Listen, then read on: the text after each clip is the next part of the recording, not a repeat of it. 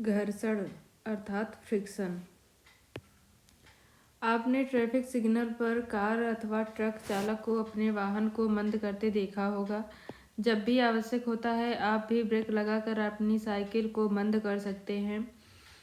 क्या आपने कभी सोचा है कि ब्रेक लगाने पर वाहन मंद क्यों हो जाते हैं? केवल वाहन ही नहीं, कोई भी वस्तु जो किसी अन्य वस्तु के पृष्ठ पर गति कर रहा होता है उस स्थिति में भी मंद हो जाती है जब उस पर कोई बाहरी बल न लगाया गया हो। अतः अंततः वह रुक जाती है।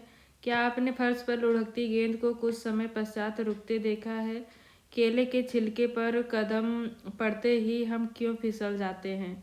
किसी चिकने तथा गीले फर्श पर चलना क्यों कठिन होता है? इस अध्याय में आप इसी प्रकार के प्रश्नों के उत्तर पाएंगे। घर्षण बल अर्थात फ्रिक्शन फोर्स। मेज पर किसी पुस्तक को धीरे से धकेलिए। आप यह देखेंगे कि कुछ दूरी चलकर वह रुक जाती है। इसी क्रियाकलाप को विपरीत दिशा में बल लगाकर दोहराइए। क्या इस बार भी पुस्तक रुक जाती है? क्या आप इसका स्पष्टीकरण सोच सकते हैं? क्या हम यह कह सकते हैं कि पुस्तक की गति का विरोध करने के लिए उस पर कोई बल लगता है? इस बल को घर्षण बल कहते हैं।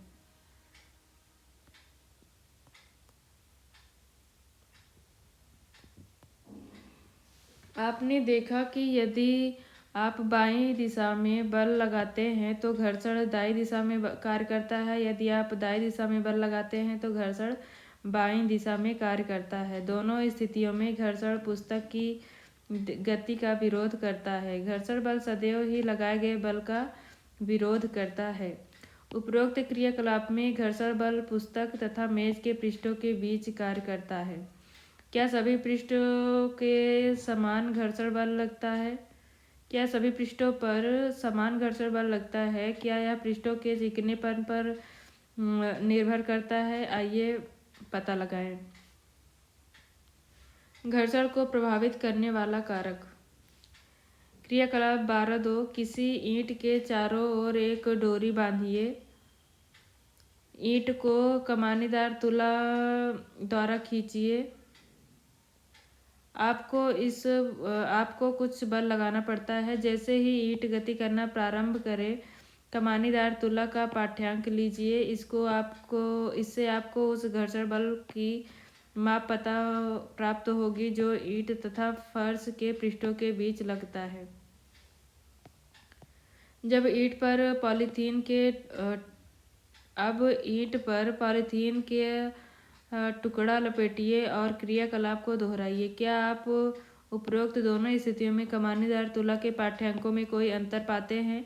इस अंतर का क्या कारण हो सकता है? ईंट पर जूट का एक टुकड़ा लपेटकर इस क्रियाकलाप को दोहराइए। आप क्या पाएं?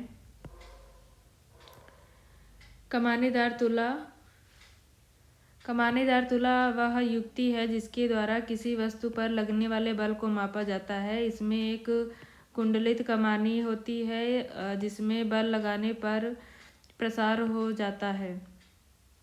कमानी के इस प्रसार की माप इसके अंशांकित पैमाने पर चलने वाले संकेतक द्वारा की जाती है। पैमाने के पाठ्यांक द्वारा बल का परिमाण प्राप्त होता है। कमानीदार तुला अर्थात स्प्रिंग बैलेंस।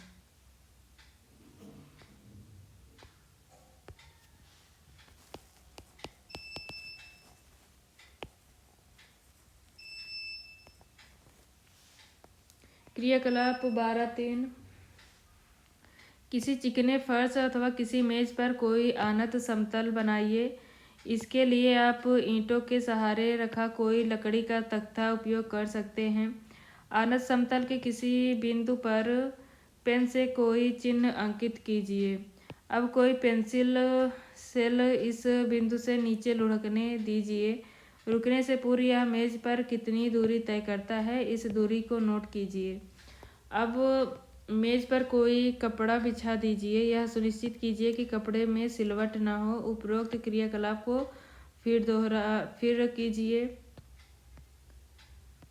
मेज पर रेत की पतली परत बिछाकर इस क्रियाकलाप को दोहराइए। समस्त क्रियाकलाप में आनत समतल का ढलान समान रखिए।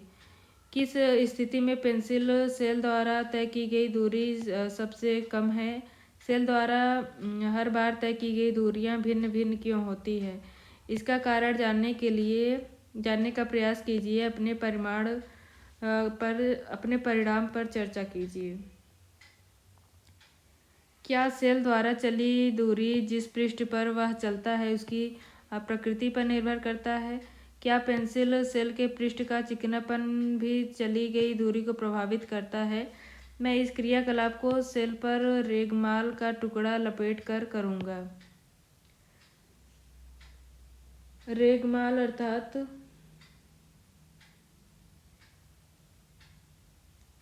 सैंडपेपर घर्षण संपर्क में आने वाले दो पृष्ठों की अनियमितताओं के कारण होता है। ऐसा पृष्ठ जो दिखने में बहुत चिकना लगता है उनमें भी बहुत सारी सूक्ष्म अनियमितताएं होती हैं। दो पृष्ठों की अनियमितताएं एक दूसरे के भीतर धंस जाती हैं। जब हम एक पृष्ठ पर दूसरे पृष्ठ को गति कराने का प्रयास करते हैं तो हमें इस अंतःबंधन अर्थात इंटरलॉकिंग पर पार पाने के लिए कुछ बल लगाना पड़ता है। खुरदरे पृष्ठों पर ये अनियमितताएं अधिक संख्या में होती हैं, अतः यदि पृष्ठ रुक्ष हो तो घर्षण बल अधिक होता है। पुस्तक का पृष्ठ, मेज का पृष्ठ। हमने यह सीखा कि दो पृष्ठों के बीच अनियमितताओं के अंतःबंधन अर्थात इंटरलॉकिंग के कारण घर्षण होता है। स्पष्ट है कि यदि पृष्ठों को बलपूर्वक दबाएं तो घर्षण में वृद्धि हो जाएगी। इसका अनुभव आप किसी चटाई को उस समय खींचकर कर सकते हैं जब उस पर कोई व्यक्ति नहीं बैठा है तथा जब कोई व्यक्ति उस पर बैठा हो। आपने अपने उस अनुभवों को याद करिए जब पिछली बार आपने किसी भारी बक्सा को एक स्थान से दूसरे स्थान पर सरकाया था। यदि आपको इस प्रकार का कोई अनुभव नहीं है तो अब इस प्रकार का अनुभव कीजिए। कौन सा कार्य आसान है? विराम अवस्था से किसी बॉक्स को गतिशील करना अथवा किसी गतिशील बॉक्स को उसी दिशा में सरकाना। किसी रुकी हुई वस्तु को विराम से गति प्रारंभ करने की स्थिति में घर्षण पर पार पाने के लिए वस्तु पर लगाया जाने वाला बल स्थैतिक घर्षण की माप होती है। इसके विपरीत किसी वस्तु को उसी चाल से गतिशील रखने के लिए आवश्यक बल उसके सर्पी घर्षण की माप होती है।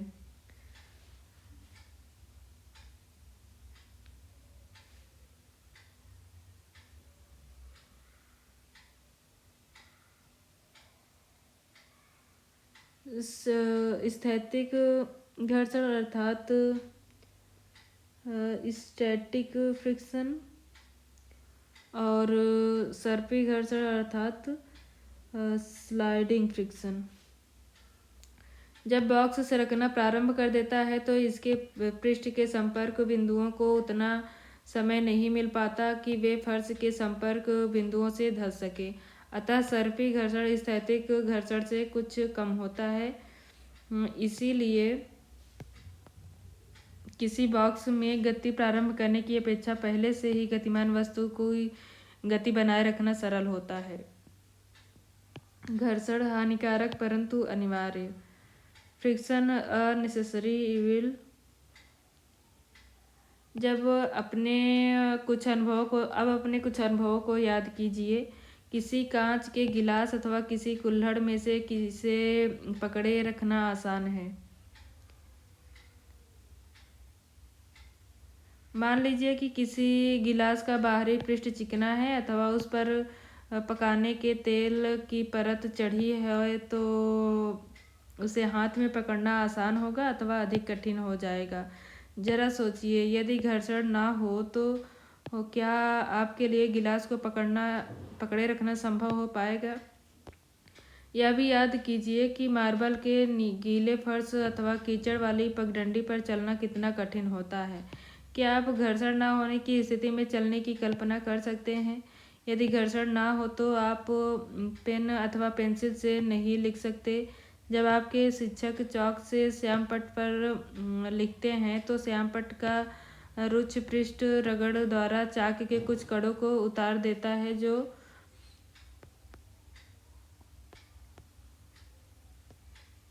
श्यामपट्ट से चिपक जाते हैं और इस प्रकार श्यामपट्ट पर आपको लिखावट दिखाई देती है। यदि सड़क तथा वाहन के टायरों के बीच घर्षण ना हो तो उन वाहनों की न तो गति आरंभ की जा सकती है और ना ही उन्हें रोका जा सकता है और ना ही दिशा परिवर्तित की जा सकती है। यदि कोई वस्तु गति आरंभ कर दे तो वह कभी नहीं रुकेगी यदि वह घर्षण ना करे। आप वहाँ घर्षण ना हो। आप दीवार में कील नहीं ठोक पाते अथवा धागे में गांठ नहीं बांध पाते। घर्षण के बिना कोई भवन निर्माण नहीं हो सकता था। घर्षण के कारण जूतों के तले घिस जाते हैं। इसके विपरीत घर्षण हानिकारक भी है। घर्षण के कारण वस्तुएं घिस जाती हैं, चाहे वह पेन, बॉल बेयरिंग अथवा जूतों के सोल ही क्यों न हो। आपने रेलवे स्टेशनों पर पैदल ऊपरी पुलों की घिसी पिटी सीढ़ियां देखी होंगी।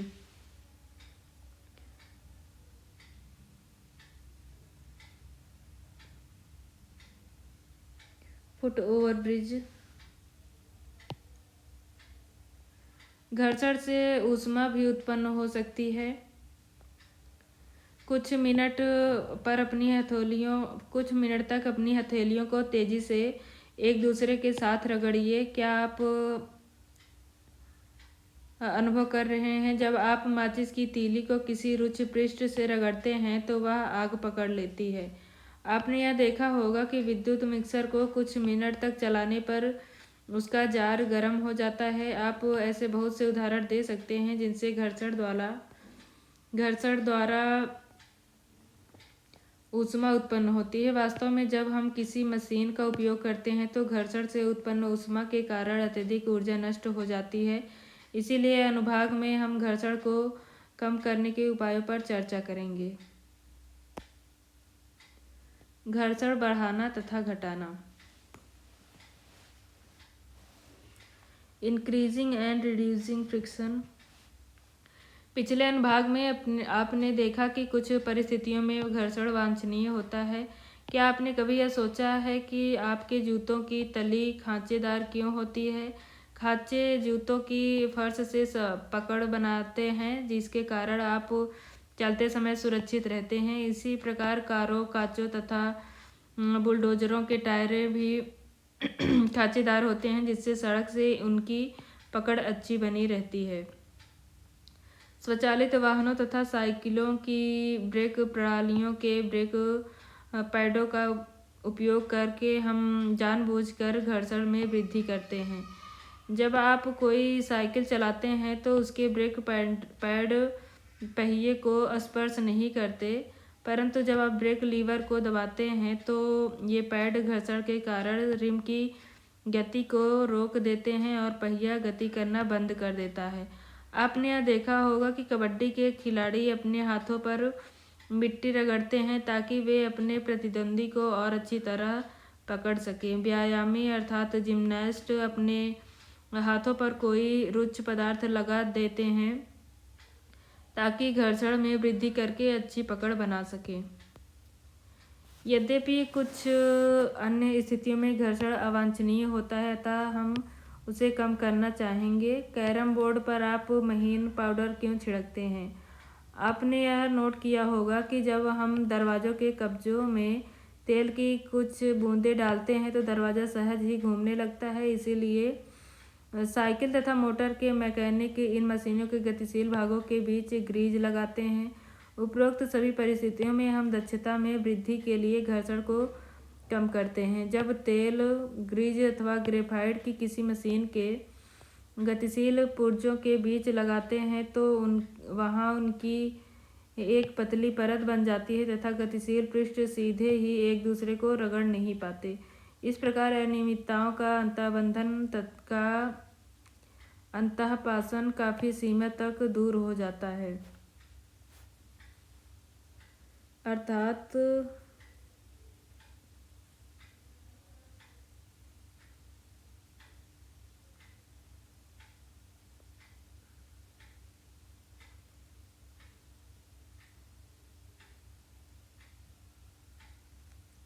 interlocking of irregularities is avoided to a great extent। गति सहज बन जाती है। घर्षण कम करने वाले पदार्थों को स्नेहक कहते हैं। स्नेहक अर्थात ल्यूब्रिकेंट्स कहते हैं।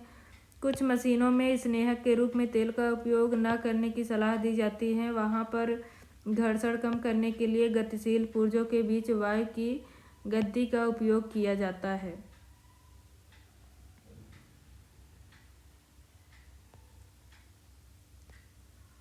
क्या हम पृष्ठों पर पॉलिश करके अथवा अत्यधिक मात्रा में स्नेहक पदार्थों का उपयोग करके घर्षण को घटाकर शून्य कर सकते हैं? घर्षण कदापि पूर्णतः समाप्त नहीं हो सकता। कोई पृष्ठ पूर्णतः चिकना नहीं होता, उसमें कुछ अनियमितताएं अवश्य होती हैं।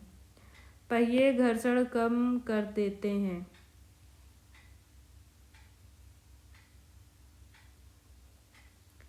अपने अटैचियों तथा अन्य भारी सामानों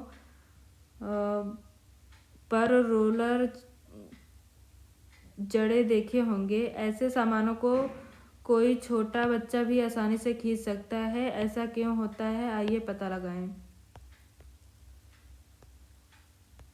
लोटन घर्षण कम कर देता है। लोटन अर्थात रोलिंग रिड्यूस फ्रिक्शन। क्रियाकलाप 12.4 बेलनाकार आकृति की कुछ पेंसिलें लीजिए। इन्हें मेज पर एक दूसरे के समांतर रखिए। इनके ऊपर कोई मोटी पुस्तक रखिए। अब पुस्तक को धकेलिए। आप यह पाएंगे कि पुस्तक के गतिशील होने पर पेंसिल लुढ़कती है। पेंसिल की इस प्रकार की गति को लोटनिक गति कहते हैं। क्या आप यह अनुभव करते हैं कि पुस्तक को सरकाने की तुलना में इस प्रकार गतिशील करने से घर्षण कम हो गया? क्या आपने भारी मशीनों को इसके नीचे लकड़ी के लट्ठे रखकर एक स्थान से दूसरे स्थान तक ले जाते देखा है? जब एक वस्तु किसी दूसरी वस्तु के पृष्ठ पर लुढ़कती है तो उसकी गति के प्रतिरोध को लोटनिक घर्षण कहते हैं। लोटनिक घर्षण अर्थात रोलिंग फ्रिक्शन कहते हैं। लोटन घर्षण कम कर देता है। किसी वस्तु को दूसरी वस्तु पर सरकने की तुलना में लोटन करना सदैव आसान होता है। यही कारण है कि रोलर जड़ा सामान खींचना सुविधाजनक होता है। क्या अब आप यह समझ सकते हैं कि पहिए के आविष्कार को मानव जाति की महानतम खोजों में क्यों गिना जाता है? क्योंकि लोटनिक घर्षण सर्पी घर्षण अर्थात स्लाइडिंग फ्रिक्शन से कम होता है। इसीलिए अधिकांश मशीनों में सर्पण को बॉल बेयरिंग के उपयोग द्वारा लोटन में प्रतिस्थापित किया जाता है। छत के पंखों तथा साइकिलों में धुरी तथा नाभि के बीच बॉल बेयरिंग का उपयोग करके इसके सामान्य उदाहरण हैं। बॉल बेयरिंग के घर्षण कम कर देते हैं। तरल घर्षण अर्थात फ्लूइड फ्रिक्शन। आप जानते हैं कि वस्तु अत्यंत हल्की तथा विरल होती है। वायु अत्यंत हल्की तथा विरल होती है, फिर भी इससे होकर गति करने वाली वस्तुओं पर वायु घर्षण बल लगाती है। इसी प्रकार जल तथा अन्य द्रव भी इनसे होकर गति करने वाली वस्तुओं पर घर्षण बल लगाते हैं। विज्ञान में गैसों तथा द्रवों को एक ही नाम अर्थात तरल दिया गया है।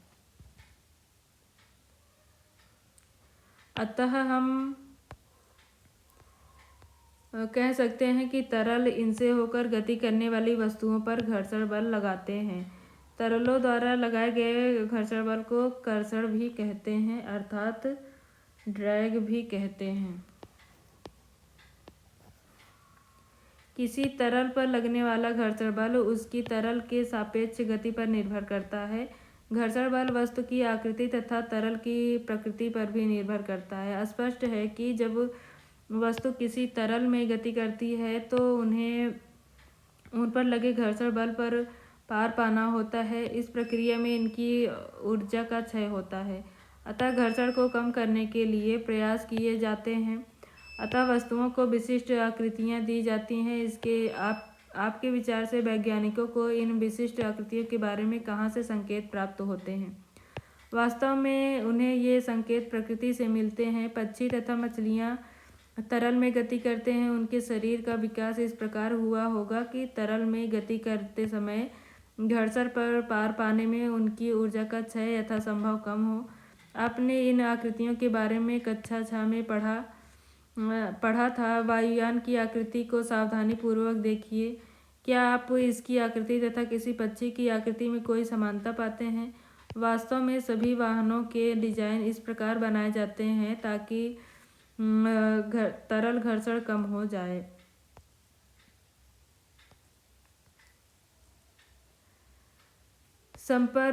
घर्षण संपर्क में रखे दो पृष्ठों के बीच सापेक्ष गति का विरोध करता है। यह दोनों पृष्ठों पर कार्य करता है।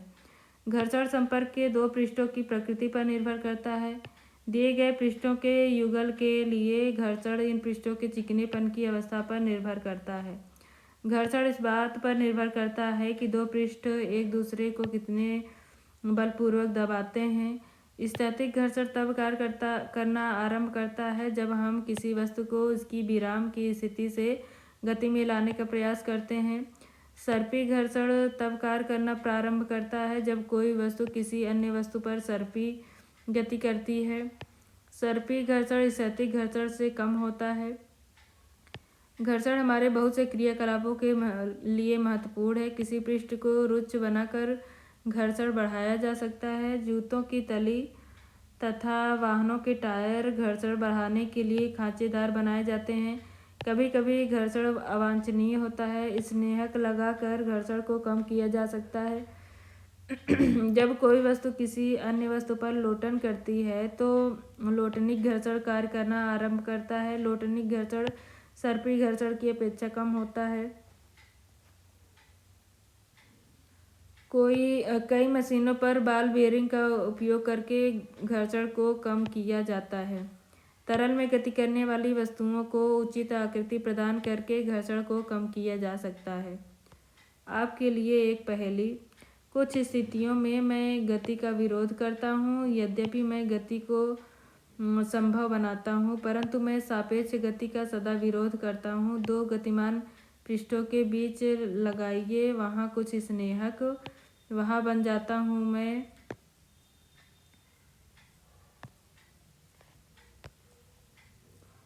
मैं छोटा। बनाइए गतिमान पृष्ठों को रुक्ष बना देता हूँ मैं गति को कठिन। मैं हो जाता हूँ स्थैतिक, सर्पी, लोटनिक, परंतु जब भी होते हैं दो पृष्ठ गतिमय होता हूँ मैं सदैव। वहाँ बताओ मैं हूँ कौन?